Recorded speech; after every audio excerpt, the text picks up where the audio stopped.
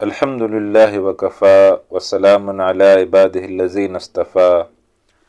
اما بعد فاعوذ باللہ من الشیطان الرجیم بسم اللہ الرحمن الرحیم وَإِذَا سَمِعُوا مَا أُنزِلَ إِلَى الرَّسُولِ تَرَى أَعْيُنَهُمْ تَفِيضُ مِنَ الدَّمْعِ مِمَّا عَرَفُوا مِنَ الْحَقِّ يَقُولُونَ رَبَّنَا آمَنَّا فَاكْتُبْنَا مَعَ الشَّاهِدِينَ صدق اللہ العظیم۔ رب اشرح لی صدری ویسر لی امری واحلل عقدۃ من لسانی یفقہوا قولی۔ اللہم صلی علی محمد وعلی آل محمد کما صلیت علی ابراہیم وعلی آل ابراہیم انک حمید مجید۔ اللہم بارک علی محمد وعلی آل محمد کما بارکت علی ابراہیم وعلی آل ابراہیم انک حمید مجید۔ اللہم ارحمنا بالقرآن العظیم واجعلہ لنا اماما ونورا وہدا ورحمہ۔ اللہم ذکرنا منہ ما نسینا وعلمنا منہ ما جہلنا وارزقنا تلاوتہ آناء اللیل وآناء النہار واجعلہ لنا حجتا یا رب العالمین، آمین یا رب العالمین۔ عزیز طلبہ، السلام علیکم ورحمۃ اللہ وبرکاتہ۔ امید ہے آپ خیر و عافیت سے ہوں گے۔ اللہ کا فضل ہے، وہ ہمیں قرآن حکیم کو سیکھنے کی اس محنت کے اندر شامل ہونے کا ایک موقع دیتا ہے، اور ہر ہفتے میں 1 گھنٹہ ہم اللہ کے کلام کو سمجھنے کے لیے نکال رہے ہیں، اور اسی کے دی ہوئے فضل سے توفیق سے 6 پارے ہمارے پچھلی کلاس میں مکمل ہو گئے تھے۔ آج ہم انشاءاللہ 7ویں پارے سے اپنے سبق کا جو ہے وہ آغاز کر رہے ہیں۔ اس سبق کے جو آج ہم 7واں پارہ آغاز کر رہے ہیں، اس کے آغاز میں جو آیات نازل ہوئی ہیں، ان کا ایک پس منظر ہے کہ 70 افراد کا وفد جو ہے وہ آیا تھا حبشہ سے نبی اکرم صلی اللہ علیہ وسلم کے پاس، اور وہ جو ہے وہ انہوں نے اسلام قبول کیا تھا۔ تو ان کے بارے میں تذکرے سے اس قرآن حکیم کے اس پارے کا آغاز ہو رہا ہے۔ فرمایا وَإِذَا سَمِعُوا مَا أُنزِلَ إِلَى الرَّسُولِ، اور جب وہ سنتے ہیں اس کلام کو جو نازل کیا گیا رسول اللہ صلی اللہ علیہ وسلم کی طرف، تَرَىٰ أَعْيُنَهُمْ تَفِيضُ مِنَ الدَّمْعِ، تو تم دیکھتے ہو کہ ان کی آنکھوں کے چھلک رہی ہوتی ہیں آنسوں سے۔ اور یہ وہ یعنی ایمان کی نشانی ہے کہ قرآن حکیم میں یاد ہے کہ جب ان کے سامنے آیات کی تلاوت کی جاتی ہے تو ان کے ایمان میں اضافہ ہوتا ہے، اور وہ ایک اس کا اثر ہے کہ وہ پھر آنسو جو ہے وہ نکلتے ہیں۔ تو تم دیکھو گے کہ ان کی آنکھیں جو ہے وہ جھلک رہی ہیں آنسوؤں سے، وہ یعنی رو رہے۔ جب یہ عیسائی تھے اور حبشہ کے اندر رہتے تھے، اور حبشہ میں جب مسلمانوں نے ہجرت کی تھی مکہ سے، جب پہلی دفعہ حبشہ ہجرت کر کے گئے تھے، تو وہاں پر پھر بہرحال وہ دعوت بھی دیتے رہتے، تو اسی دعوت کے نتیجے میں کچھ لوگ جو ہے وہ مسلمان ہوئے تھے، تو ان میں سے 70 لوگ جو ہے وہ آئے تھے وفد لے کر۔ تو تم دیکھو گے کہ ان کی آنکھیں جھلک رہی ہوتی ہیں آنسوؤں سے، مما عرفوا من الحق، اس لیے کہ پہچان لیا انہوں نے حق کو، یقولون ربنا آمنا، پکار اٹھے اے ہمارے رب ہم ایمان لے آئے، فاکتبنا مع الشاہدین، پس لکھ لے ہمیں حق کی گواہی دینے والوں میں۔ تو یہ وہ خوش نصیب لوگ تھے جو حبشہ کے اندر ہونے کے باوجود یہ صحابہ کی دعوت پر انہوں نے اسلام قبول کیا، اور آ کے نبی اکرم صلی اللہ علیہ وسلم سے ملاقات بھی کی، صحابہ بھی بنے، اور یہ اسلام کی دولت سے مالا مال بھی ہوئے۔ تو فاکتبنا مع الشاہدین، اے اللہ ہمیں تو گواہوں کے اندر جو ہے وہ لکھ لے۔ تو یہ دعا بھی کر رہے ہیں۔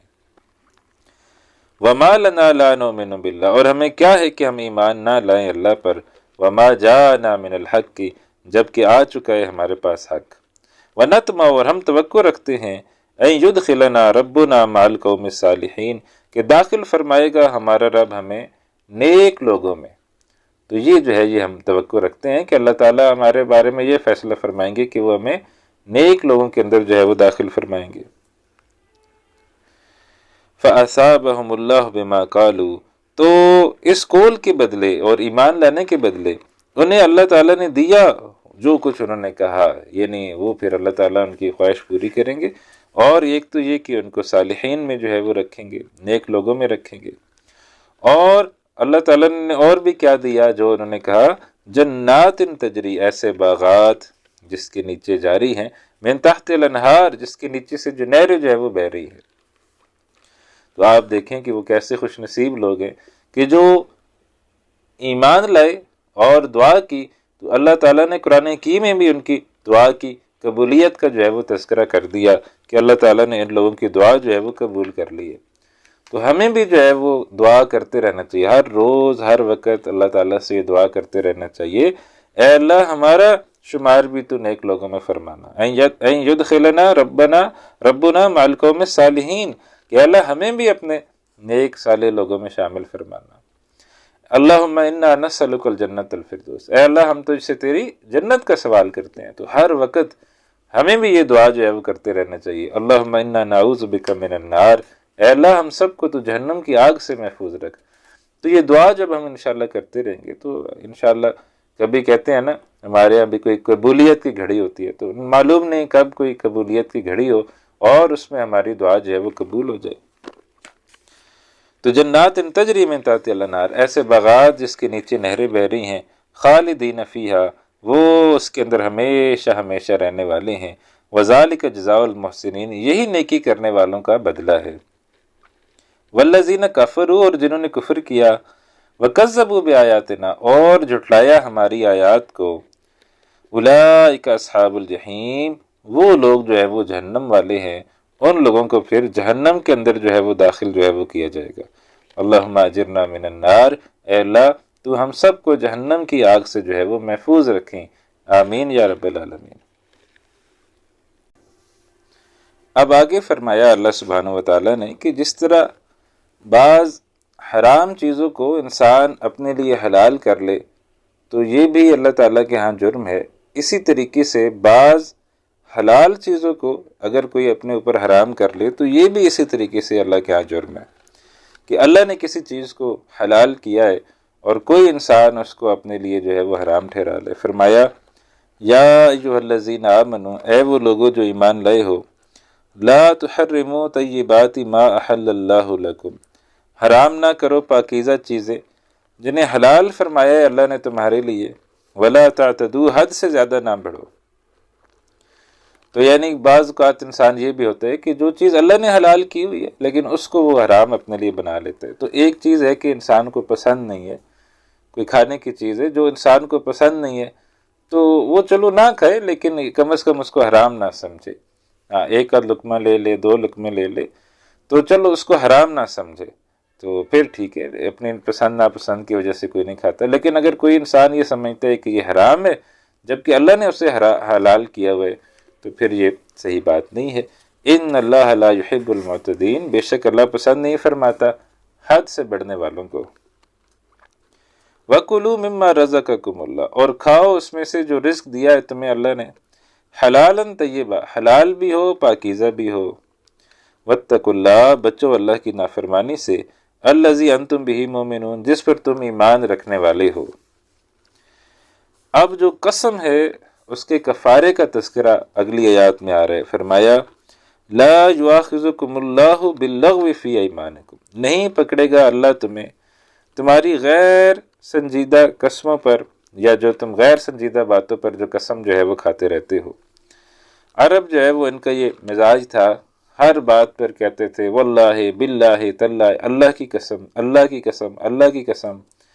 ہر بات پر جو ہے وہ اللہ کی قسم جو ہے وہ کھاتے تھے۔ تو اللہ تعالیٰ فرما رہے ہیں کہ اللہ تعالیٰ تمہاری ان لغو قسموں پر تم سے باز پرس نہیں کرے گا،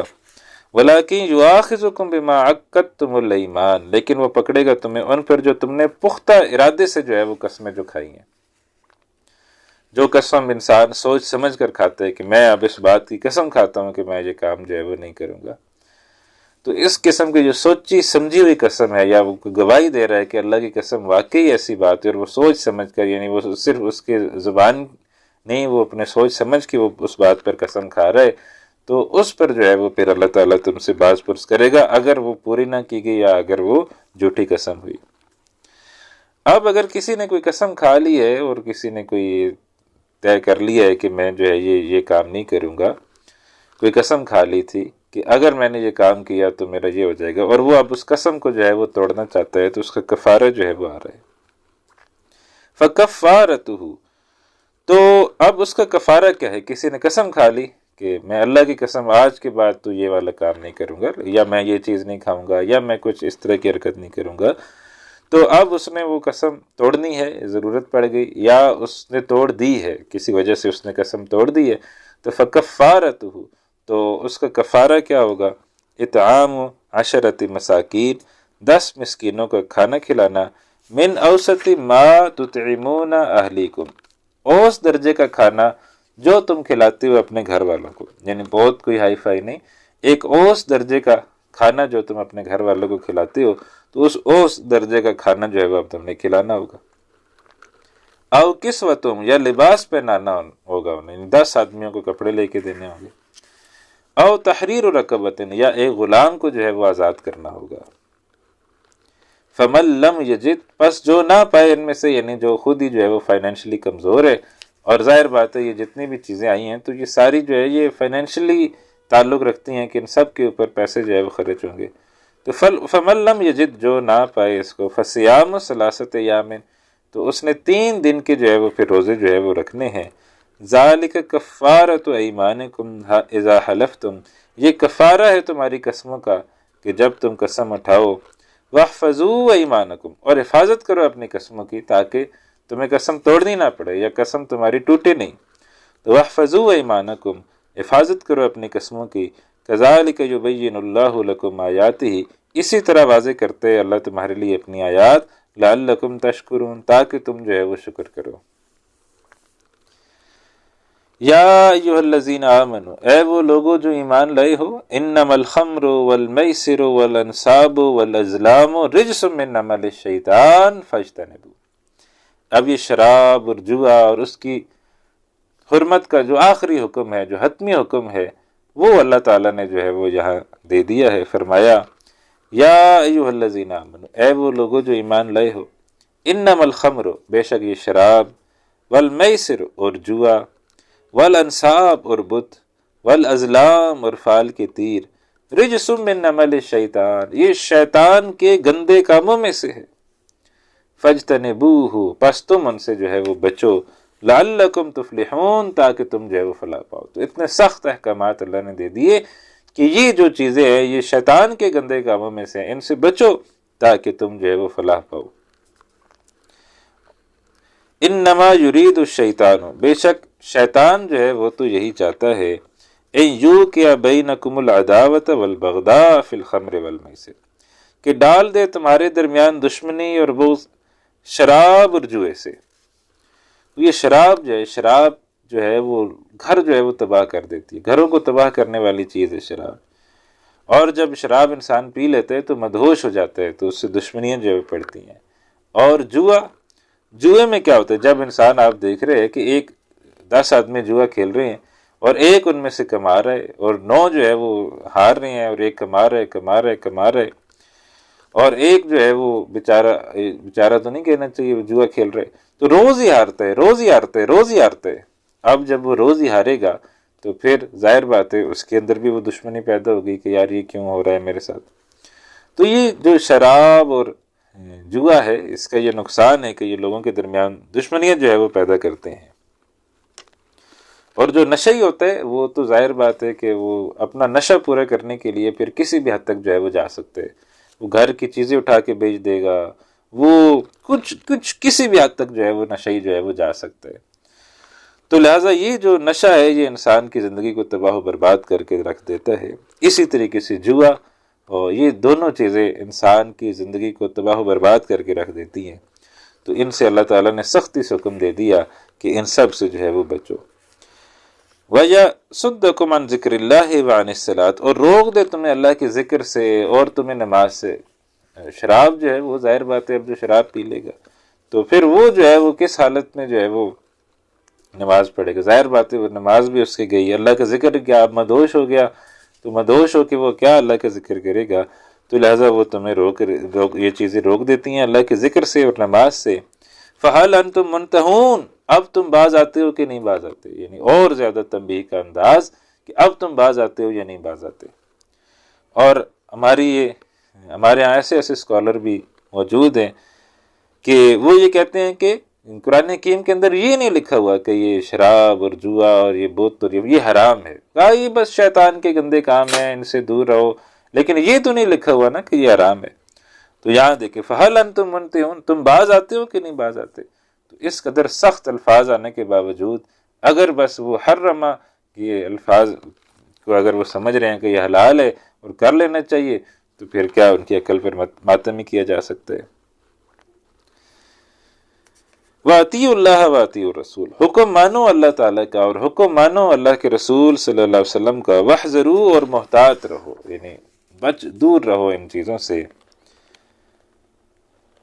فَإِن تَوَلَّيْتُمْ، اگر تم پھر گئے، فَاعْلَمُوا أَنَّمَا عَلَىٰ رَسُولِنَا الْبَلَاغُ الْمُبِينُ، تو جان لو کہ ہمارے رسول کے ذمے تو صاف صاف پہنچا دینا ہی ہے۔ ہمارے جو نبی ہیں، ہمارے جو رسول ہیں، ان کے ذمے بس صاف صاف جو ہے وہ پہنچا دینا ہے۔ اب جو ہے وہ فرمایا کہ جو اللہ تعالیٰ کی قربت ہے وہ تقوی سے حاصل ہوتی ہے۔ فرمایا لیس علی الذین آمنوا وعملوا الصالحات جناح، نہیں ہے ان پر جو ایمان لائے اور جن نے عمل کیے اچھے کوئی گناہ، فیما طعموا، اس میں سے جو وہ کھا چکے، یعنی اگر یہ چیزیں حرام ہیں، اتنی سخت حرام ہیں، تو اس سے پہلے جو ظاہر بات ہے جب یہ حکم نہیں نازل ہوا تھا تو اس سے پہلے اگر کوئی شراب پیتا رہا ہے، اس سے پہلے اگر کوئی جوا کھیلتا رہا ہے تو اس کا کیا حکم ہے؟ تو فرمایا نہیں ہے ان پر جو ایمان لائے اور جن نے عمل کیے اچھے کوئی گناہ، فی ما طعموا، جو وہ پہلے جو ہے وہ کھا پی چکے ہیں، بشرطے کہ اذا متقوا وآمنوا، وہ ایمان لائیں، وہ تقوی کی روش اختیار کریں اور ایمان لائیں۔ اب تقوی کیا ہے؟ تقوی ہے اللہ سے ڈرنا، اور اللہ سے ڈر کیا ہے کہ انسان ہر وقت یہ سوچتا رہے کہ میں اللہ سبحانہ وتعالیٰ کو ناراض نہ کر بیٹھوں۔ تو اللہ سے ڈر، جب ہم یہ لفظ استعمال کرتے ہیں کہ اللہ سے ڈرو، تو اللہ سے ڈر سے مراد یہ ہوتا ہے کہ ہم اللہ سبحانہ وتعالیٰ کو ناراض نہ کر بیٹھیں۔ تو اذا متقوا وآمنوا، جب کہ وہ ڈرے اور ایمان لائیں۔ اب یہ پہلا درجہ ہے، یہ اسلام میں داخلے کا پہلا درجہ ہے کہ جب مسلمان ہوئے، اسلام قبول کر لیا، اسلام قبول کرنے کے بعد اللہ سے ڈرنا شروع کر لیا، ایمان لائے، اور ساتھ آیا وعملوا الصالحات، وہ نیک عمل بھی جو ہے وہ کرنے والا ہو گیا۔ تو ایک حدیث ہے، حدیث جبریل جو ہے وہ جس کو کہا جاتا ہے، اس کو مسنہ بھی کہا گیا ہے کہ وہ سنت کی ماں ہے۔ نبی اکرم صلی اللہ علیہ وسلم کے پاس حضرت جبرائیل علیہ السلام آئے اور آ کے انہوں نے جو ہے وہ کچھ سوالات کیے، وہ آپ تلاش کریں، پڑھیں، بڑی پیاری حدیث ہے۔ حضرت جبرائیل علیہ السلام نے پوچھا اسلام کیا ہے، پھر پوچھا ایمان کیا ہے، پھر پوچھا احسان کیا ہے، پھر پوچھا قیامت کب آئے گی۔ تو حدیث جبرائیل میں یہ ساری چیزیں موجود ہیں۔ تو یہ جو پہلا درجہ یہاں آیا کہ اللہ سے ڈرو اور ایمان لاؤ، وعملوا الصالحات، اور کرے نیک عمل اچھے، تو یہ گویا یہ اسلام کا درجہ ہو گیا۔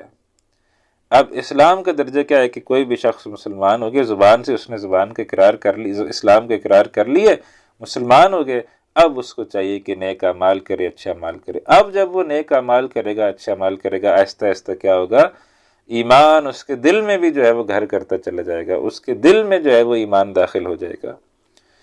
تو لہٰذا اب ایک درجہ تو یہ تھا کہ اس نے اسلام جو ہے وہ قبول کیا، اب پہلے مرحلے پہ آ گیا۔ اب اس سے اگلا مرحلہ کیا ہے؟ ثم اتقوا وآمنوا، وہ پھر ایمان لایا، اور پھر اس نے جو ہے وہ پھر تقوی کی روش اختیار کی، پھر ایمان لایا۔ ثم اتقوا، پھر تقوی کی روش اختیار کی، وآمنوا، اور ایمان لایا۔ اب یہ دوسرا ایمان کون سا ہو گیا؟ پہلے بھی آیا نا اذا اتقوا وآمنوا، وہ تقوی کی روش اختیار کی، ایمان لایا، پھر آیا ثم اتقوا وآمنوا، پھر وہ جو ہے دوبارہ اس نے اور زیادہ اللہ سے ڈرا اور زیادہ ایمان لایا۔ تو پہلے زبان سے ایمان کا اقرار تھا، اب وہ دل کے اندر جو داخل ہو گیا ہے، اب وہ دل سے جو ہے وہ اسلام کو اس نے قبول کر لیا، وہ ایمان جو ہے وہ اس کے دل میں جو ہے وہ گھر کر گیا ہے۔ تو یہ دوسرا درجہ ہو گیا کہ ایک زبان سے اقرار، پھر دل سے گھر کرنا، تو اسلام، ایمان، اور پھر تیسرا درجہ کیا ہے؟ وہ ہے احسان کا درجہ ہے۔ جب ایمان دل میں گھر کر جاتا ہے تو پھر جو ہے اعمال صالحہ تو پھر صدور ہوتے ہی ہوتے ہیں، پھر یعنی وہ اعمال صالحہ ایسا نہیں ہو سکتا کہ پھر اس سے اعمال صالحہ نہ ہو، پھر تو اعمال صالحہ ہوتے ہی ہوتے ہیں، پھر تو لازماً انسان سے جب دل کے اندر ایمان ہوگا تو پھر اعمال صالحہ لازماً جو ہے وہ ہوں گے۔ یہی وجہ ہے کہ ہمیں یہاں دوسری جگہ یہ نہیں نظر آیا وعملوا الصالحات، پہلی جگہ نظر آیا اذا اتقوا وآمنوا، تقوی کی روش اختیار کی، ایمان لایا، وعملوا الصالحات، اور اعمال کیے اچھے، یعنی جو زبان سے اقرار تھا تو اس کے نتیجے میں وہ اعمال صالحہ کا ظہور خود بخود نہیں ہوتا، بلکہ انسان کو اعمال صالحہ کرنے پڑتے ہیں۔ لیکن جب دوسرا درجہ آ گیا ثم اتقوا وآمنوا، پھر اور زیادہ اللہ سے ڈرا اور زیادہ ایمان لایا، اب ایمان جب دل میں گھر کر گیا تو اب اعمال صالحہ کا ظہور خود بخود جو ہے وہ ہوتا ہے۔ اب پھر اس سے آگے تیسرا درجہ، ثم اتقوا واحسنوا، پھر وہ اور اللہ سے ڈرا اور وہ درجہ احسان کو پہنچ گیا۔ اور احسان کے درجے میں کیا، جبرائیل علیہ السلام نے جب پوچھا تھا کہ احسان کیا ہے، تو نبی علیہ الصلوۃ والسلام نے کیا کہا تھا کہ نماز اس طرح پڑھو گویا تم اللہ کو دیکھ رہے ہو، اور اگر یہ کیفیت نہ پا سکو تو اس کیفیت کو تو پا لو کہ اللہ جو ہے وہ تمہیں دیکھ رہا ہے، تو اس کیفیت کو پا لینا، یہ جو ہے اس کیفیت کا نام احسان ہے۔ تو ثم اتقوا واحسنوا، پھر وہ تقوی کی روش اختیار کرے، پھر احسان پر چلے۔ واللہ یحب المحسنین، اللہ پسند فرماتے ہیں انہیں جو احسان کے درجے پر فائز ہوتے ہیں، جو سب سے ٹاپ کا درجہ احسان کا، جو اس درجے پر فائز ہوتے ہیں اللہ سبحانہ و تعالیٰ انہیں جو ہے وہ پسند فرماتے ہیں۔ تو ہم نے بھی یہ تیسرے درجے پر پہنچنا ہے، اسلام، ایمان، احسان۔ احسان کیا ہے؟ ہر کام کو انتہائی خوبصورتی کے ساتھ کرنا۔ نماز پڑھنی ہے تو انتہائی خوبصورتی کے ساتھ نماز پڑھیں، روزہ رکھنا ہے انتہائی خوبصورتی کے ساتھ، جو بھی کام کرنا ہے انتہائی خوبصورتی کے ساتھ وہ کام جو ہے وہ ہونا چاہیے۔ تو واللہ یحب المحسنین، اللہ تعالیٰ احسان کرنے والوں کو جو ہے وہ پسند کرتا ہے۔ تو ہم نے بھی احسان کے درجے کو پہنچنا ہے، اللہ تعالیٰ ہمیں احسان کے درجے تک پہنچائے۔ اللہم ربنا اجعلنا منہم، کہ اللہ ہمیں بھی تو احسان تک پہنچنے والوں کے جو درجے ہیں ان میں ہمیں بھی جو ہے وہ تو شامل کر۔ اب جو ہے وہ آگے چلے اور فرمایا حالت احرام میں شکار کرنے کے جو مسائل ہیں اب ان کے اوپر بات آ رہی ہے۔ فرمایا یا ایھا الذین آمنوا، اے وہ لوگوں جو ایمان لائے ہو، لیبلونکم اللہ بشیء من الصید، ضرور آزمائے گا تمہیں اللہ کسی چیز کے ساتھ شکار میں سے، تنالہ ایدیکم ورماحکم، تنالہ ایدیکم ورماحکم، پہنچیں گے جس تک تمہارے ہاتھ اور تمہارے نیزے، لیعلم اللہ من یخافہ بالغیب، تاکہ ظاہر کر دے اللہ کو کون ڈرتا ہے اس سے بن دیکھے۔ چونکہ احرام کی حالت میں اور حج اور عمرہ جب انسان کرنے جائے تو احرام کی حالت میں شکار کرنا جو ہے وہ حرام ہے، اللہ تعالیٰ نے اس سے جو ہے وہ روک دیا تھا۔ اور اس زمانے میں آپ دیکھیں کہ حج اور عمرے کی کیا کیفیت تھی کہ پیدل سفر کر کے آتے تھے، اب تو ہم جہازوں پہ جاتے ہیں اور بسوں پہ آ کے سیدھا مکہ پہنچ جاتے ہیں، تو اب تو وہ شکار کی وہ والی کیفیت نہیں رہی، لیکن اس زمانے میں شکار کی جو کیفیت تھی وہ کیا تھی؟ اس زمانے میں شکار کی یہ کیفیت تھی، انسان سفر کر رہے، اونٹوں پر سفر کر رہے، گھوڑوں پر سفر کر رہے، پھر پہاڑ ہیں سارے، تو اب حدود حرم جو ہے وہ شروع ہو گئی ہے اور اب وہاں شکار بھی آ رہے، اور اللہ تعالیٰ نے شکار کو جو ہے وہ حرام بھی کیا ہوا ہے۔ تو اللہ تعالیٰ پھر آزماتے ہیں، اور آزماتے کیسے ہیں کہ جب حالت احرام میں ہو تو پھر شکار بڑے قریب آ جائیں گے، وہ ہرن بڑا قریب آ جائے گا، نیل گائے، اس طرح کی چیزیں جو شکار کے لیے اس وقت ہوتی تھی تو وہ بڑے قریب قریب آ جائیں گی تمہارے۔ تو لیعلم اللہ من یخافہ بالغیب، تاکہ ظاہر کر دے اللہ کی کون ڈرتا ہے اس سے بن دیکھے۔ فمن اعتدی بعد ذلک، اور جس نے زیادتی کی اس کے بعد، فلہ عذاب علیم، تو اس کے لیے دردناک عذاب ہے۔ یا ایھا الذین آمنوا، اے وہ لوگوں جو ایمان لائے ہو، لا تقتلوا الصید وانتم حرم، مت مارو شکار کو اس وقت جب تم احرام کی حالت میں ہو، جب انسان نے احرام باندھا ہوا ہو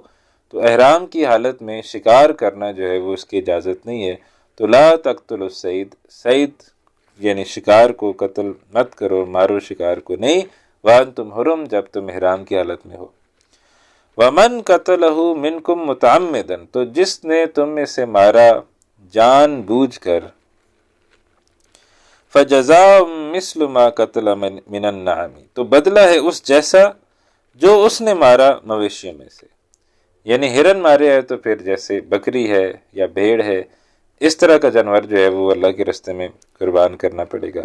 اور اگر نیل گائے جو ہے وہ ماری ہے تو پھر گائے جو ہے وہ قربان کرنی پڑے گی اللہ کے راستے میں، تو یہ بدلہ ہوگا اس کا۔ پھر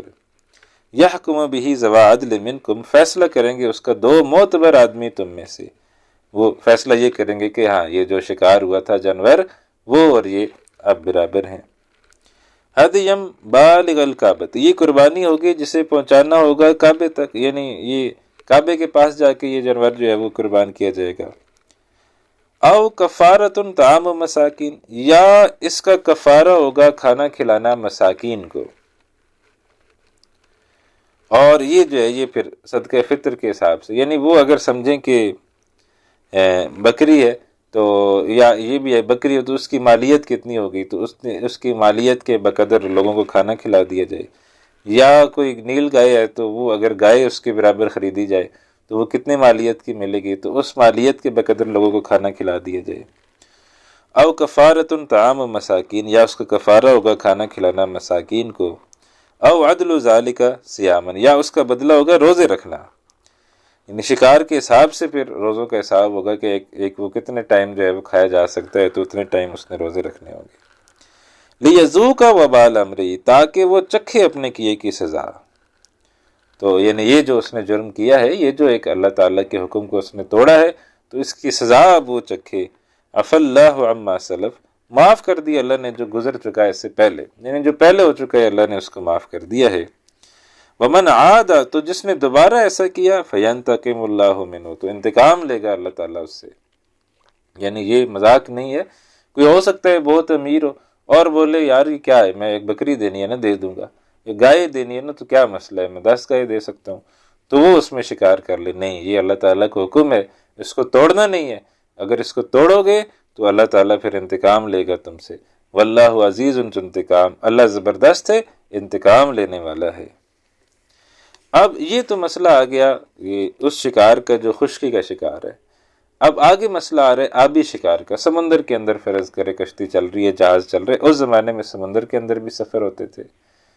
آج سے 100 سال پہلے تک بھی جو ہے وہ سمندری راستے سے لوگ حج کرنے عمرہ کرنے جاتے تھے، یہ تو اب ہوائی جہاز آ گئے تو پھر سہولت ہو گئی۔ تو وہاں سمندر کے اندر جو سی فوڈ ہے، جو مچھلی ہے، اللہ تعالیٰ نے اس کو جو ہے وہ حلال کیا، وہ آپ احرام کی حالت میں اس کا بھی شکار جو ہے وہ کر سکتے ہیں۔ احل لکم صید البحر وطعامہ، حلال کیا گیا ہے تمہارے لیے آبی شکار اور اس کا کھانا، یعنی جو تم سمندر کے اندر شکار کرو وہ حلال ہے، اس کا کھانا حلال ہے۔ متاع لکم وللسیارۃ، یہ فائدے کا ذریعہ ہے تمہارے لیے بھی اور مسافروں کے لیے بھی۔ تو یہ جو ہے یہ سی فوڈ، تو یہ کتنا بڑا خزانہ ہے جو اللہ تعالیٰ نے، ابھی تو اس کو ہم ایکسپلور ہی نہیں کر سکے، ابھی تو کہتے ہیں سمندر کا صرف 5% جو ہے وہ ایکسپلور ہوا ہے، 95% سمندر کا ایکسپلور ہی جو ہے وہ آج تک نہیں کیا جا سکا۔ تو وہاں پر جو کتنا بڑا خزانہ غذا کا اللہ تعالیٰ نے رکھا ہوئے، وہ مچھلیاں ہیں، ان کو اگر کبھی غذا کے طور پر استعمال کرنا ضرورت پڑ جائے تو وہ بھی ایک بہت بڑا خزانہ ہے غذا کا انسان کی۔ تو متاع لکم وللسیارۃ وحرم علیکم صید البر ما دمتم حرما، اور حرام کر دیا گیا ہے تم پر خشکی کا شکار جب تک تم ہو احرام کی حالت میں، لیکن یہ سمندر والا حلال ہے۔ واتقوا اللہ الذی الیہ تحشرون، بچو اس اللہ کی نافرمانی سے جس کی طرف تم جو ہے وہ جمع کیے جاؤ گے۔ جعل اللہ الکعبۃ البیت الحرام، بنا دیا ہے اللہ نے کعبہ کو جو لائق احترام گھر ہے، قیاما للناس، قیام کا باعث لوگوں کے لیے، بقا کا ذریعہ لوگوں کے لیے، یا قیام کا باعث لوگوں کے لیے۔ اور یہ جو ہے یہ لوگ یہاں آتے ہیں، قیام کرتے ہیں، اور اسی کے ذریعے جو ہے وہ بقا ہے۔ تو اللہ تعالیٰ نے اس کو بقا کا ذریعہ بنا دیا ہے،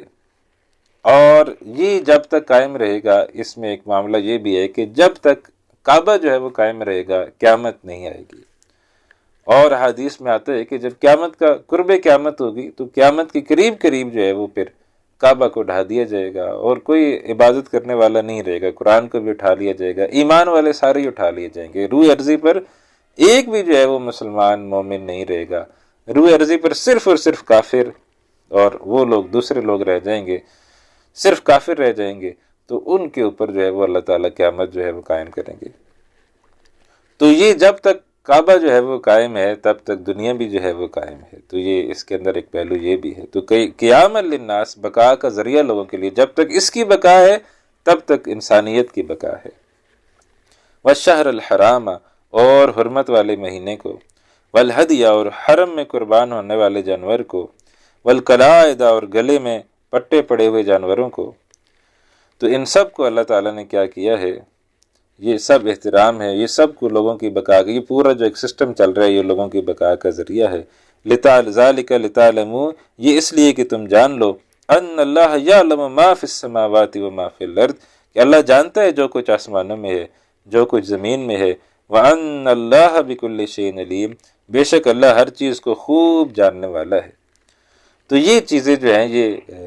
اللہ تعالیٰ نے ان کی اجازت دی ہے کہ قربان کیا جائے جانوروں کو، ان کے گلے میں پٹے ڈالے جائیں، اور تاکہ معلوم ہو کہ یہ قربانی کے جانور ہیں۔ تو یہ ساری چیزیں ہیں جن کو اللہ تعالیٰ نے ایک سسٹم بنایا ہوا ہے حرم کے اندر، اس کی اجازت ہے وہاں۔ اعلموا ان اللہ شدید العقاب، جان لو اللہ سزا دینے میں بڑا سخت ہے، وان اللہ غفور الرحیم، اللہ تعالیٰ بخشنے والا بھی بہت ہے اور رحم فرمانے والا ہے۔ تو دونوں اللہ تعالیٰ کی شانیں ہیں، اور گو کہ اللہ تعالیٰ کی شان رحیمی جو ہے وہ غالب ہے، لیکن اللہ تعالیٰ سزا دینے میں بڑا سخت ہے۔ اللہ غفور الرحیم بھی ہے اور اللہ تعالیٰ شدید العقاب بھی ہے۔ ما علی الرسول الا البلاغ، نہیں ہے رسول اللہ صلی اللہ علیہ وسلم کے ذمے مگر پہنچا دینا، یعنی نبی اکرم صلی اللہ علیہ وسلم کے ذمے یہ نہیں ہے کہ وہ کسی کو زبردستی جو ہے وہ مسلمان کر لیں بائی فورس، نہیں، بلکہ آپ صلی اللہ علیہ وسلم کے ذمے کیا ہے؟ آپ صلی اللہ علیہ وسلم کے ذمے صرف اور صرف پہنچا دینا۔ واللہ یعلم ما تبدون وما تکتمون، اللہ جانتا ہے جو تم ظاہر کرتے ہو اور جو تم جو ہے وہ چھپاتے ہو۔ اب آگے فرمایا جا رہا ہے کہ جو حق کا معیار ہے وہ کثرت نہیں ہے کہ بہت زیادہ جی لوگ کسی کے ساتھ ہوں تو وہ کثرت جو ہے وہ جدھر ہے وہ حق اترے، نہیں، لازمی یہ نہیں ہے۔ انبیاء جو ہے وہ ہمیشہ ان کے ساتھ ایمان والوں کی تعداد توڑ ہی رہی ہے، کم ہی رہی ہے۔ تو کل لا یستوی الخبیث والطیب، اے نبی صلی اللہ علیہ وسلم فرمائیے برابر نہیں ہوتا ناپاک اور پاک، ولو اعجبک کثرت الخبیث، اگرچہ آپ کو بھلی لگے تمہیں ناپاک کی کثرت، ایک مال حرام ہے اور وہ بہت زیادہ ہے، اور مال حلال ہے تو وہ تھوڑا ہے، تو یہ جو مال حلال تھوڑا ہے یہ بہتر ہے اس مال حرام سے جو کثرت کے ساتھ ہے۔ وہ جس طرح ایک محاورہ بھی کہا جاتا ہے نا بات کی، غلاظت کے ڈھیر سے عطر کا ایک قطرہ جو ہے وہ بہتر ہے، خوشبو کا ایک قطرہ بہتر ہے۔ ایک طرف غلاظت کا گندگی کا ڈھیر لگا ہوا ہے اور دوسری طرف عطر کا ایک خوشبو کا ایک قطرہ ہے، تو یہ جو ایک قطرہ ہے نا یہ اس پورے غلاظت کے ڈھیر سے بہتر ہے۔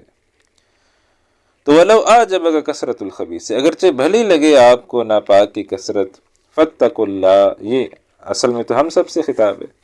فاتقوا اللہ، بچو اللہ تعالیٰ کی نافرمانی سے، یا اولی الالباب، اے عقل مندو، لعلکم تفلحون، تاکہ تم جو ہے وہ فلاح پاؤ۔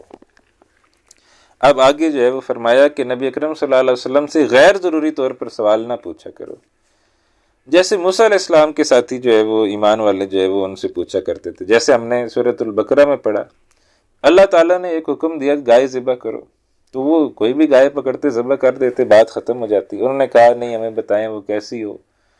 تو بتایا گیا کہ بھائی اس کی عمر جو ہے وہ اتنی ہونی چاہیے، پھر بتایا گیا نہیں کیسی ہو، کہا اچھا اس کا رنگ ایسا ہونا چاہیے، پھر کہا نہیں ابھی بھی نہیں سمجھ آ رہی، کسی کہا پھر اور بتا دی گئی۔ تو وہ جو اور زیادہ وہ ایک ایک سوال پر اپنے لیے مشکلات جو ہے وہ بڑھاتے چلے گئے، اور بہت زیادہ مشکلات جو ہے وہ ان کے لیے بڑھ گئیں۔ اب جو بہت زیادہ مشکلات ان کے لیے بڑھ گئیں، پھر بہرحال گائے تو انہوں نے ذبح کر دی، لیکن مسلمانوں کو اس بات سے جو ہے وہ روکا جا رہا ہے کہ تم جو ہے وہ غیر ضروری طور پر سوال نہ کیا کرو، غیر ضروری طور پر سوال کرنے سے تمہارے لیے مشکلات جو ہے وہ بڑھ سکتی ہیں۔ جیسے ایک مثال میں آپ کو دیتا ہوں، ایک صحابی آئے نبی اکرم صلی اللہ علیہ وسلم سے پوچھا، یا رسول اللہ اگر کسی کے پاس پیسے ہوں تو کیا اس کے اوپر ہر سال جو ہے وہ حج فرض ہے؟ تو آپ صلی اللہ علیہ وسلم نے رخ دوسری طرف پھیر لیا۔ پھر وہ آئے اور کہا یا رسول اللہ اگر کسی کے پاس پیسے ہوں تو کیا ہر سال حج فرض ہے؟ اور پھر غالباً تیسری دفعہ پوچھا تو نبی اکرم صلی اللہ علیہ وسلم ناراض ہوئے اور کہا کہ اگر میں کہہ دوں ہاں تو فرض ہو جائے گا اور پھر تم مصیبت میں پڑ جاؤ گے۔ ظاہر بات ہے کہ ہر سال حج پہ جانا تو ناممکن ہے، اور آج آپ دیکھ لیں کہ آج جو ہے وہ لاکھوں کی تعداد میں لوگ جو ہیں وہ حج کرنے جاتے ہیں اور وہاں کنٹرول کرنا مشکل ہوتا ہے۔ تو پوری امت پر اگر حج فرض ہوتا اور پوری امت کے اوپر یہ لازم ہوتا کہ اس نے ہر سال جو ہے وہ حج کرنا ہے، تو کتنی بڑی جو ہے وہ ایک آزمائش بن جاتی، ناممکن ہو جاتا حج کرنا۔ تو لہٰذا اللہ تعالیٰ کو معلوم ہے کہ جو آگے چیزیں آنی ہیں، اللہ تعالیٰ مستقبل کو جاننے والا ہے، تو اللہ کو معلوم ہے کہ امت اتنی پھیل جائے گی، تو لہٰذا جو چیزیں اللہ کی طرف سے ہیں بس اسی کو ایز اٹ از ایکسیپٹ کرو، زیادہ سوال مت پوچھا کرو۔ یا ایھا الذین آمنوا، اے وہ لوگو جو ایمان لائے ہو، لا تسألوا عن اشیاء، نہ پوچھو ان چیزوں کے بارے میں، ان تبد لکم تسؤکم، اگر وہ واضح کر دی جائیں تمہارے لیے تو پھر تمہیں بری لگیں گی۔ وَإِن تَسْأَلُوا عَنْهَا، اور اگر تم پوچھو گے ان کے بارے میں، حین ينزل القرآن، جبکہ قرآن نازل کیا جا رہا ہے، تبد لکم، تو ظاہر کر دی جائیں گی تمہارے لیے، پھر تم جو ہے وہ آفت میں، مصیبت میں، پریشانی میں پڑ جاؤ گے، پھر تم کہو گے یہ تو ہے، یہ کیا ہو گیا، یہ اتنا سخت حکم کیوں ہو گیا۔ عفا اللہ عنہا، بہرحال اللہ تعالیٰ نے تمہیں معاف کر لیا، اللہ تعالیٰ نے تمہیں تنگی سے بچایا ہے، ورنہ اور اللہ نے یہ جو روک لگائی ہے تو اس میں بھی تمہارا ہی فائدہ ہے کہ تم تنگ نہ ہو جاؤ، اللہ تعالیٰ تمہیں تنگی سے جو ہے وہ روکنا چاہتے ہیں۔ تو عفا اللہ عنہا، معاف کر دیا اللہ نے اس پر۔ واللہ غفور حلیم، اللہ بہت بخشنے والا، بڑے تحمل والا ہے۔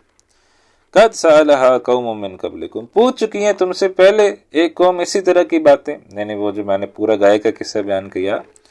ثم اصبحوا بها کافرین، پھر ہو گئے ان کی وجہ سے کفر کرنے والے۔ اب ظاہر بات ہے پھر تنگی ہو گئی، اور جب تنگی ہو گئی تو پھر شریعت کے اوپر چلنا مشکل ہو گیا، تو وہ شریعت سے جو ہے وہ انکاری ہو گئے، کفر ہو گئے۔ اب آگے پیچھے ہم نے کچھ چیزیں پڑھی تھیں کہ وہ جو جانور ہیں جو خانہ کعبہ ہے، یا جو جانور ہیں جن کے گلے میں پٹے ڈلے ہوئے ہیں، یا جو قربانی کے جانور ہیں، وہ تو شاعر اللہ میں سے ہیں۔ اب کچھ چیزیں آ رہی ہیں جن کا کوئی تعلق جو ہے وہ اللہ کے لیے نہیں ہے۔ ما جعل اللہ من بحیرۃ ولا سائبۃ ولا وسیلۃ ولا حام، نہیں مقرر کیا اللہ نے بحیرہ اور نہ سائبہ اور نہ وسیلہ اور نہ حام۔ اس سے کیا مراد ہے؟ یہ چار چیزیں ان کے ہاں جو ہیں وہ مقدس ہو گئی تھی، اور یہ چار چیزیں کون ہیں؟ پہلی چیز انہوں نے جو آئی ہے قرآن کی میں، بحیرہ، وہ جانور ہوتا تھا جس کا دودھ وہ بتوں کے نام پر وقف کر دیتے تھے کہ اس کا جو دودھ ہوگا وہ بتوں کے نام پر ہم چڑھا دیں گے۔ پھر دوسری جو چیز ہے سائبہ، یہ وہ جانور تھا جو بتوں کے نام پر چھوڑ دیتے تھے، وہ اس سے کوئی فائدہ نہیں اٹھاتے تھے، کہتے تھے یہ ہم نے بت کے نام پر چھوڑ دیا ہے۔ پھر جو تیسری چیز آئی وسیلہ، یہ جو مسلسل مادہ بچے جنتی تھی اونٹنی، اور مسلسل مادہ بچے جننے کی وجہ سے ایک خاص تعداد کو جب وہ پہنچتی تھی تو اس کو بھی وہ بتوں کے نام پر وقف کر دیتے تھے۔ اور جو آخری آیا حامی، یہ ایک نر اونٹ تھا جو ایک خاص عدد سے جو تعلق قائم کر چکا ہو مؤنث سے، تو ایک خاص عدد سے اگر یہ تعلق قائم کر چکا ہے تو اس کے بعد ان کو جو ہے وہ جو ہے وہ کہتے تھے کہ یہ بھی بتوں کے نام پر اب وقف کر لی گئی ہے، اب اس سے بھی کوئی فائدہ نہیں اٹھایا جا سکتا۔ تو یہ چار چیزیں جو ہیں، یہ چار قسم کے جانور جو وہ بتوں کے نام پہ وقف کر دیتے تھے، اللہ نے کہہ دیا ما جعل اللہ، نہیں مقرر کیا اللہ نے نہ کوئی بحیرہ، نہ کوئی سائبہ، نہ کوئی وسیلہ، نہ کوئی حام۔ تو یہ جو ہے یہ تمہاری اپنی گھڑی ہوئی باتیں ہیں۔ وَلَكِنَّ الَّذِينَ كَفَرُوا، لیکن وہ لوگ جنہوں نے کفر کیا، یفترون علی اللہ الکذب، وہ گھڑتے ہیں اللہ پر جھوٹ۔ وَأَكْثَرُهُمْ لَا يَعْقِلُونَ، اور ان کے اکثر جو ہے وہ اس بات کو سمجھتے نہیں ہیں کہ ہم اللہ پر جھوٹ گھڑ رہے ہیں۔ وَإِذَا قِيلَ لَهُمْ تَعَالَوْا إِلَىٰ مَا أَنزَلَ اللَّهُ، اور جب بھی کہا جاتا ہے ان سے کہ آؤ اس کلام کی طرف جو نازل کیا ہے اللہ نے، وَإِلَى الرَّسُولِ، اور آؤ رسول کی طرف، قَالُوا حَسْبُنَا مَا وَجَدْنَا عَلَيْهِ آبَاءَنَا، تو وہ کہتے ہیں نہیں، ہم تو اس طریقے پر چلیں گے جس طریقے پر ہم نے پایا ہے اپنے باپ دادا کو۔ یعنی آج بھی آپ دیکھ لیں، آج بھی اگر کسی کو آپ کہیں کہ بھائی یہ جو تمہارا طریقہ ہے، کوئی خوشی غمی کا موقع ہو اور اس پر اس کو کہیں کہ یہ جو تمہارا طریقہ ہے یہ صحیح نہیں ہے، وہ کہتے ہیں نہیں جی ہماری تو برادری کا یہی طریقہ چلا آ رہا ہے، اور ایک اکثر پتہ نہیں کہ پچھلے کئی 100 سالوں سے یہی طریقہ چلا آ رہا ہے۔ تو اللہ اور اس کے رسول کا طریقہ بے شک مختلف ہوگا، لیکن بہرحال ہم تو اس طریقے کو چھوڑنے والے نہیں ہیں۔ تو اسی طرح کی بات، تو قالوا حسبنا ما وجدنا علیہ آباءنا، کہتے ہیں کافی ہے ہمیں وہ جس پر ہم نے پایا اپنے باپ دادا کو۔ اولو کان آباؤہم لا یعلمون شیئا، بھلا اگرچہ ان کے باپ دادا نہ جانتے ہوں کچھ بھی، یعنی جس طرح تم جو ہے وہ بیوقوف ہو سکتے ہو، تمہارے باپ دادا تم سے بڑھ کر بیوقوف جو ہے وہ ہو سکتے ہیں۔ تو اولو کان آباؤہم لا یعلمون شیئا، اگر بھلا اگرچہ ان کے باپ دادا نہ جانتے ہوں کچھ، ولا یہتدون، نہ وہ جو ہے وہ ہدایت یافتہ ہوں، تو پھر بھی کیا تم ان جاہلوں کے راستے پر چلو گے؟ بلکہ نہیں، تمہیں چاہیے کہ اللہ اور اس کے رسول صلی اللہ علیہ وسلم کے راستے پر جو ہے وہ چلو۔ آگے فرمایا یا ایھا الذین آمنوا، اے وہ لوگوں جو ایمان لائے ہو، علیکم انفسکم، تمہارے پر ذمہ داری ہے تمہاری اپنی جانوں کی، لا یضرکم من ضل، نہیں نقصان پہنچائے گا تمہیں وہ جو کوئی دوسرا گمراہ ہو گیا، اذا اہتدیتم، جب کہ تم خود جو ہے ہدایت پر ہو، الی اللہ مرجعکم جمیعا، تم سب کو لوٹ کر اللہ ہی کی طرف آنا ہے، فینبئکم بما کنتم تعملون، پھر بتا دے گا تمہیں جو کچھ جو ہے وہ کیا کرتے تھے۔ تو لہٰذا یہ جو آیت ہے یہ ہمیں یہ بتا رہی ہے کہ اصل ذمہ داری انسان کے اوپر تو اس کی جان کی ہے، اور باقیوں کے بارے میں اس سے پوچھا نہیں جائے گا۔ لیکن اس سے یہ مراد بھی نہیں ہے کہ دوسروں کو اب ہم دعوت دینا ہی چھوڑ دیں کہ بھائی مجھ سے تو کون سا کوئی ان کے بارے میں پوچھا جائے گا۔ حضرت ابوبکر صدیق رضی اللہ تعالیٰ عنہ نے اس آیت کے حوالے سے خطبہ دیا تھا اور کہا تھا کہ میں دیکھ رہا ہوں کہ تم اس آیت سے غلط مطلب سمجھ رہے ہو، اور یہ غلط مطلب سمجھ رہے ہو کہ بھائی اب کسی کو دعوت دینے کی ضرورت نہیں، کسی کو نیکی کا حکم دینے کی ضرورت نہیں، کسی کو برائی سے روکنے کی ضرورت نہیں، تو اب جو ہے وہ تم یہ سمجھ رہے ہو کہ جو مرضی جو ہے وہ کوئی کرتا رہے، ہم سے باز پرس نہیں ہوگی، ہم سے تو صرف ہمارے اعمال کی باز پرس ہوگی۔ اور یہ آیت جو تم استدلال میں پیش کر رہے ہو تو تمہارا یہ استدلال ٹھیک نہیں ہے، بلکہ صحیح کیا ہے کہ تم دوسروں کو دعوت دو، دوسروں کو اچھائی کا حکم دو، دوسروں کو برائی سے روکو، ہاں اس کے بعد اگر کوئی اس اچھائی پر عمل نہیں کرتا، اس کے بعد اگر کوئی برائی سے نہیں روکتا، تو پھر اس کے تم سے نہیں پوچھ ہو جائے گی، تم سے صرف اتنا ہی پوچھا جائے گا کہ تم نے ان کو بتا دیا تھا، ہاں بتا دیا تھا، اب پھر اللہ تعالیٰ ان سے براہ راست پوچھ لیں گے کہ بتاؤ بھائی جب تمہیں پتہ چل گیا تھا یہ کام ٹھیک نہیں ہے تو پھر تم نے وہ کام جو ہے وہ کیوں کیا تھا۔ تو لہٰذا امر بالمعروف نہی عن المنکر تو کرنی ہے، ہاں اس کے بعد یہ ہے کہ اگر کوئی نہ مانے تو وہ پھر اس کے اپنے نصیب ہیں۔ تو لہٰذا یہ اس آیت کا پھر درست جو ہے وہ ہمیں فہم حضرت ابوبکر صدیق رضی اللہ عنہ نے اپنے خطبے کے اندر جو ہے وہ سمجھایا۔ آگے اب وصیت کے حوالے سے کچھ احکامات آ رہے ہیں۔ یا ایھا الذین آمنوا، اے وہ لوگوں جو ایمان لائے ہو، شہادت بینکم، گواہی کا معاملہ تمہارے درمیان اس طرح ہوگا، اذا حضر احدکم الموت، جب تم میں سے کسی پر آئے موت کی حالت، حین الوصیت اثنان ذوی عدل منکم، وصیت کرتے وقت دو معتبر شخص ہوں تم میں سے، او آخران من غیرکم، یا دوسرے دو ہوں تمہارے غیروں میں سے، ان انتم ضربتم فی الارض، اگر تم سفر کر رہے ہو زمین میں، فاصابتکم مصیبت الموت، اور تمہیں موت کی مصیبت آ پہنچے، یعنی جب تم وصیت کرو گے تو وصیت کے لیے دو گواہ جو ہے وہ لازمی تم نے کرنے ہوں گے، اور دو گواہ یہ ہے کہ تمہارے اپنوں میں سے ہو، ہاں تم سفر میں ہو تمہارے اپنے نہیں ہیں تو پھر کوئی بھی دو گواہ ہو سکتے ہیں۔ تحبسونہما من بعد الصلاۃ، اب جو ہے وہ وصیت ایک شخص نے کی اور وہ وصیت کر کے مر گیا اور دو گواہ جو ہے وہ تھے، اب انہوں نے فرض کریں کہ کہا کہ جی اس شخص کی یہ وصیت ہے، اور اس کے ورثاء جو ہے انہوں نے اس پر تعجب کا اظہار کیا، انہوں نے کہا نہیں یہ تو پاسبل نہیں ہے کہ یہ وصیت اس نے کی ہو، تو اب ایک شک میں پڑ گیا کہ پتہ نہیں انہوں نے وصیت جو ہے وہ کی ہے یا وصیت جو ہے وہ نہیں کی، اب اس کا حل کیسے ہوگا، وہ تو مر گیا، اب اس سے تو نہیں پوچھا جا سکتا کہ بھائی تم نے یہ وصیت کی تھی یا نہیں کی تھی، ورثاء کہہ رہے ہیں ایسی وصیت تمہارا باپ کر ہی نہیں سکتا، وہ کہہ رہے ہیں نہیں جی وہ تو وصیت کر گیا تھا سارا انہیں کو دے دینا، تو اب یہ بڑا مسئلہ ہو گیا۔ تو اب اللہ نے کیا طریقہ بتایا، تحبسونہما من بعد الصلاۃ، روکو ان دونوں کو نماز کے بعد، فیقسمان باللہ ان ارتبتم، تو وہ قسم اٹھائیں اللہ کی اگر تمہیں شک ہو کہ پتہ نہیں انہوں نے جو ہے وہ صحیح وصیت کی ہے، بتائی ہے یا نہیں بتائی، لا نشتری بہ ثمنا، ہم نہیں لیں گے اس گواہی کے حوالے سے کوئی قیمت، ولو کان ذا قربا، اگر کوئی قرابت داری ہو، ولا نکتم شہادت اللہ، اور ہم نہیں چھپائیں گے اللہ کی گواہی کو، انا اذا لمن العاصمین، ورنہ اس صورت میں بلا شبہ گناہ گاروں میں سے ہوں گے۔ اب یہ جو ہے وہ یعنی وہ کھڑے ہوں گے اور کھڑے ہو کے اللہ کی قسم اٹھائیں گے کہ ہم نے کوئی قیمت نہیں لی، ہم نے کوئی اور کام نہیں کیا، واقعی یہی جو ہے وہ وصیت اس نے کی تھی اور یہی وصیت ہم نے تمہیں بتا دی اور اس وصیت میں سچ ہے۔ فَإِنْ عُثِرَ عَلَىٰ أَنَّهُمَا اسْتَحَقَّا إِثْمًا، پھر اگر خبر ہو جائے کہ دونوں مرتکب ہوئے ہیں گناہ کے، یعنی نہیں وہ تو انہوں نے جھوٹ بولا ہے، ایسی تو وصیت نہیں تھی، فآخران یقومان مقامہما، تو دو اور کھڑے ہو جائیں ان کی جگہ، من الذین استحق علیہم الاولیان، ان میں سے حق مارا گیا ہے جن کا جو قریب تر ہو میت کے، یعنی جو ورثاء ہیں پھر وہ کھڑے ہو جائیں، وَيُقْسِمَانِ بِاللَّهِ، تو پھر وہ دونوں قسم اٹھائیں، لَشَهَادَتُنَا أَحَقُّ مِنْ شَهَادَتِهِمَا، ہماری گواہی زیادہ ٹھیک ہے ان دونوں کی گواہی سے، وَمَا اعْتَدَيْنَا، اور ہم بھی کسی قسم کی کوئی زیادتی نہیں کر رہے یا ہم نے کوئی زیادتی نہیں کی، إِنَّا إِذًا لَمِنَ الظَّالِمِينَ، اگر ہم نے زیادتی کی تو بلا شبہ ہم ظالموں میں سے ہو جائیں گے۔ تو اب جب یہ دو ورثاء بھی کھڑے ہو کے کہہ دیں گے، گواہی دے دیں گے، اللہ کی قسم اٹھا لیں گے اور بولیں گے کہ بھائی یہ جو ہمارے پہلے جو پیش ہوئے تھے گواہ، انہوں نے جو کہا تھا کہ مرنے والے کی یہ وصیت ہے، اس کے بعد اگر ورثاء کھڑے ہو کے اس وصیت کے خلاف گواہی دے دیں تو پھر اس وصیت کو کالعدم جو ہے وہ کر دیا جائے گا، پھر اس وصیت پر عمل نہیں کیا جائے گا۔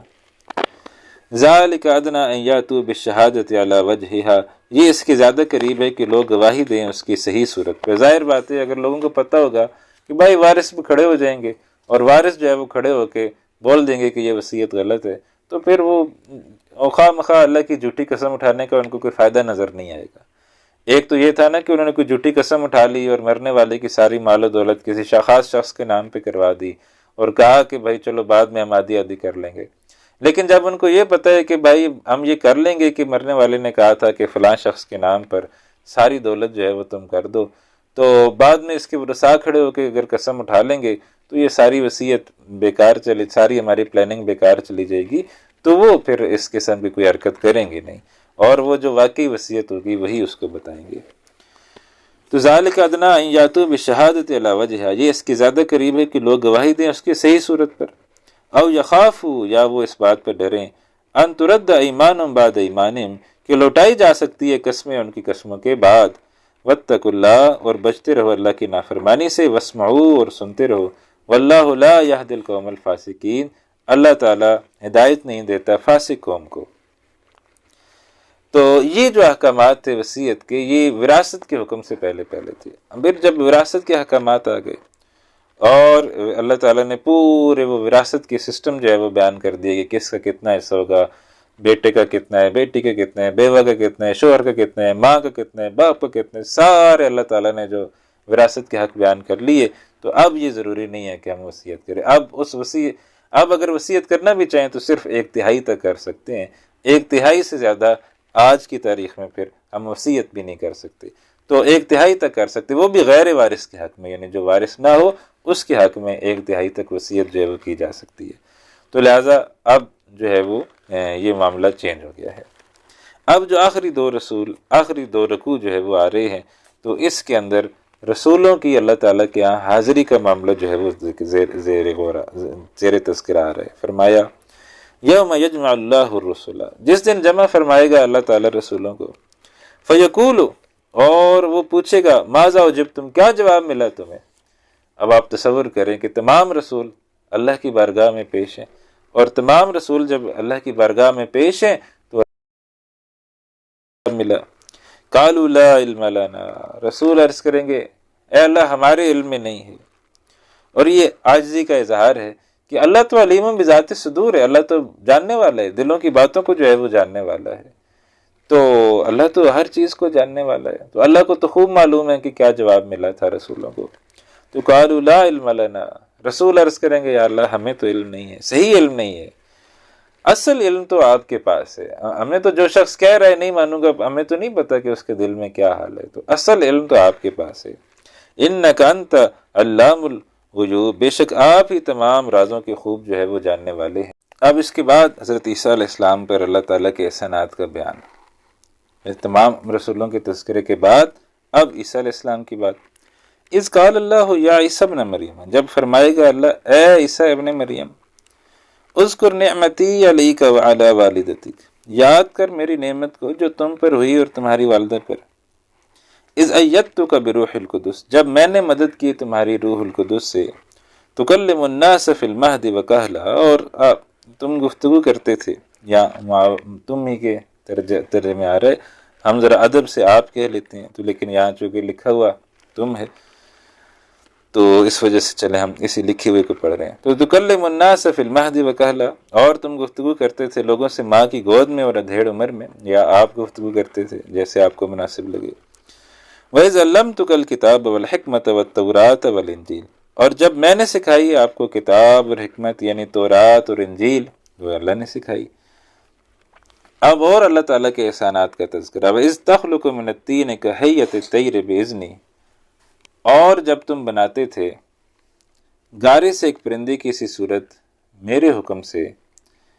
فَتَنْفُخُ فِيهَا، اور پھر تم اس پہ پھونک مارتے تھے، فَتَكُونُ طَيْرًا بِإِذْنِي، تو وہ اڑتا ہوا پرندہ ہو جاتا تھا میرے حکم سے۔ اور یہاں پر بار بار دیکھیں میرے حکم سے، میرے حکم سے یہ آئے گا۔ وَتُبْرِئُ الْأَكْمَحَ وَالْأَبْرَصَ بِإِذْنِي، اور تم ٹھیک کر دیتے تھے مادر زاد اندھے کو اور کوڑی کے مریض کو، بِإِذْنِی، میرے حکم سے۔ وَإِذْ تُخْرِجُ الْمَوْتَى بِإِذْنِی، جب تم مردے کو زندہ کر دیتے تھے میرے حکم سے۔ وَإِذْ كَفَفْتُ بَنِي إِسْرَائِيلَ عَنْكَ، اور جب میں نے روک دیا تھا بنی اسرائیل کو تم سے، یعنی وہ حضرت عیسیٰ علیہ السلام کو کوئی نقصان جو ہے وہ نہیں پہنچا سکے۔ اِذْ جِئْتُهُم بِالْبَيِّنَاتِ، جب تم آئے تھے ان کے پاس واضح نشانیاں لے کر، فقال الذین کفروا منہم، تو کہنے لگے جنہوں نے کفر کیا تھا ان میں سے، ان ھذا الا سحر مبین، کہ یہ نہیں ہے سب مگر کیا ہے، یہ سب کھلا جادو ہے۔ وَإِذْ أَوْحَيْتُ إِلَى الْحَوَارِيِّينَ، اور جب میں نے دل میں ڈالا حواریوں کے، ان آمنوا بی، کہ تم ایمان لے آؤ میرے اوپر، وبرسولی، اور میرے رسول کے اوپر،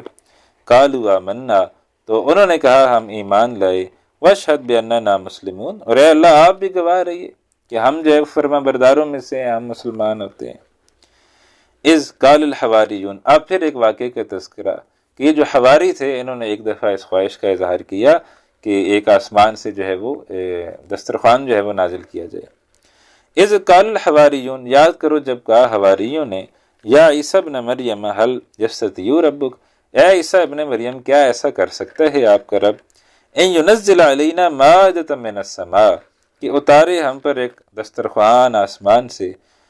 قالوا اتقوا اللہ ان کنتم مؤمنین، فرمایا عیسیٰ علیہ السلام نے ڈرو اللہ سے اگر تم ایمان والے ہو، اس لیے کہ اگر وہ فرمائشی معجزہ مانگا جائے اور اس کے بعد اگر ایمان نہ لایا جائے تو پھر اللہ تعالیٰ کا عذاب بڑا سخت آتا ہے۔ تو قالوا اتقوا، انہوں نے کہا اللہ سے ڈرو، ان کنتم مؤمنین، اگر تم ایمان والے ہو۔ قالوا نريد ان ناكل فيها، حواریوں نے کہا نہیں ہم تو چاہتے ہیں کہ اس میں سے کھائیں، وتطمئن قلوبنا، اور ہمارے دل جو ہے وہ مطمئن ہو جائیں کہ واقعی بھائی آپ جو کہتے ہیں اوپر اللہ ہے اللہ، اور وہ جو ہے وہ الحی القیوم ہے، جنت ہے جہنم ہے، تو ذرا ہمارے دل کو اطمینان حاصل ہو جائے گا کہ جنت سے آ جائے گا ہمارے پاس کھانا۔ وتطمئن قلوبنا، اور مطمئن ہو جائیں گے ہمارے دل، وَنَعْلَمَ أَنْ قَدْ صَدَقْتَنَا، اور ہم جان لیں گے کہ آپ نے سچ کہا تھا ہم سے، وَنَكُونَ عَلَيْهَا مِنَ الشَّاهِدِينَ، اور ہم ہو جائیں گے اس پر گواہی دینے والوں میں۔ قال عیسیٰ ابن مریم، اب عرض کی عیسیٰ ابن مریم نے، اللہم ربنا، اے اللہ اے ہمارے رب، انزل علینا مائدۃ من السماء، ہم پر تو دسترخوان نازل فرما آسمان سے، تکون لنا عیدا لاولنا وآخرنا، تاکہ ہو جائے وہ عید کا موقع ہمارے اولین کے لیے بھی ہمارے آخرین کے لیے بھی، وآیۃ منک، اور بن جائے ایک نشانی تیری طرف سے، تو جو آسمان سے دسترخوان نازل کر تاکہ وہ ہم خوشی بھی منائیں گے اس دن، اور یہ عید کھائیں گے بھی، عید بھی ہوگی، نشانی بھی ہوگی، پہلوں کے لیے بھی آخری کے لیے بھی۔